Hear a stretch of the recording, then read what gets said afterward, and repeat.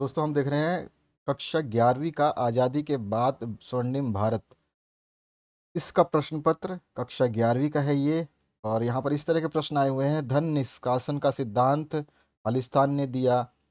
और ये प्रश्न पत्र जो है हिंदी और इंग्लिश दोनों मीडियम के लिए है। कुछ बच्चे बोल रहे थे सर इंग्लिश मीडियम के जो हमारे पेपर्स हैं उसको भी डालो, तो उसको हम डाल रहे हैं आपको और तैयारी करवा रहे हैं। आप लोगों की वार्षिक परीक्षाओं की तैयारी आपकी जल्द ही शुरू करवा दी जाएगी। दूसरा जो क्वेश्चन है, कांग्रेस का प्रथम विभाजन सन 1907 में खालिस्तान अधिवेशन में हुआ था। नेक्स्ट जो क्वेश्चन है इसमें, भारत में गांधी जी ने प्रथम सत्याग्रह खालिस्तान पर स्टार्ट किया।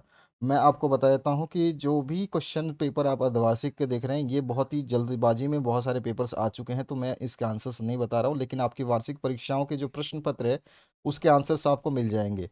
तो अभी आपके वार्षिक परीक्षाएं होने वाली हैं, तो उसके भी प्रश्न पत्र हम तैयार करके आपको दे देंगे इस आंसर के साथ में। उसको चिंता करने की आपको आवश्यकता नहीं है।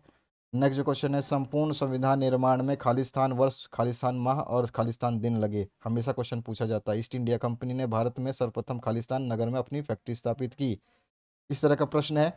इसमें ट्रू एंड फॉल्स भी आए हुए हैं, सत्य असत्य आपको बताना है। तो इस तरह का क्वेश्चन भी पूछा गया कि जनरली हर जगह हर जिले में नहीं पूछा जाता, अलग अलग जिलों में अलग अलग क्वेश्चन पेपर्स डिजाइन होते हैं, लेकिन क्वेश्चंस ज़्यादातर मैच करते हैं। 40 to 45 60% तक के क्वेश्चंस, कभी कभी तो पूरा क्वेश्चन पेपर ही मैच कर जाता है। तो आपको पढ़ने के ऊपर ही आपके सारे के सारा निर्भर करता है कि आप किस तरह का रिजल्ट लाना चाहते हैं। इसके बाद जो है आप देख सकते हैं एमसीक्यू क्वेश्चन यहाँ पे भी दिया गया है आपको। तो यहाँ पे तो आपके स्टार्टिंग में जो खालिस्तान वाले क्वेश्चंस थे, इसके बाद में आपके जो है वन लाइनर क्वेश्चन है जो सत्य असत्य को खाली बोलना है आपको कि सत्य है या असत्य है। फिर आपके बहुचयनात्मक जो प्रश्न है एमसीक्यू वो आए हुए हैं यहाँ पर। Poverty and un British rule in India नामक पुस्तक किसने लिखी थी ये बतानी है। किस अधिवेशन में कांग्रेस ने पूर्ण स्वराज अपना लक्ष्य निर्धारित किया था ये बताना है आपको। इस तरह के प्रश्न हैं जो आप देख सकते हैं यहाँ पर।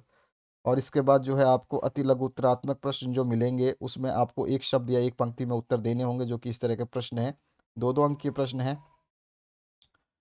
और ये सारे प्रश्न आपको तैयार करने हैं। 20 प्रश्न तो आपको स्क्रीन पे दिखाई दे रहे हैं। तो इसके बाद और भी बता देता हूँ मैं, जो प्रश्न हैं उनको भी आपको तैयार करना है। सारे प्रश्नों को आप तैयार करेंगे तो आपका पेपर बेहतरीन हो जाएगा। खंड ब की बात करें तो इस तरह का प्रश्न पत्र है जिसमें आप देख रहे हैं।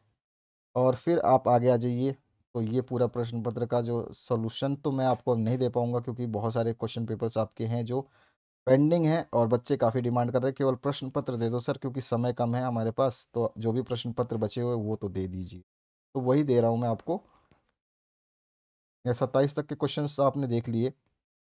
सेक्शन सी की बात करूँ तो यहाँ पे दीर्घ उत्तरीय प्रश्न है। इसमें दो ही प्रश्न पूछे गए, चार चार अंक के प्रश्न हैं। और खंड द में जो प्रश्न है वो देख सकते हैं आप, ये है। और इसमें और भी खंड द में और भी मिलेंगे, क्योंकि 5 अंक के प्रश्न है तो 5 अंक का प्रश्न आपको और भी देखने को मिलने वाला है। तो ये रहा 5 अंकीय प्रश्न, 31 नंबर भी और 32 नंबर भी। तो ये इस तरह का प्रश्न पत्र है आपका। और प्रश्न पत्र को अगर आप तैयार कर लेते हैं तो आपको कोई भी समस्या नहीं होगी, ये तो बिल्कुल गारंटीड है। तो आपके ऊपर डिपेंड है कि आप इन प्रश्न पत्रों को कितने अच्छे तरीके से तैयार करते हैं। Thank you very much, have a good day.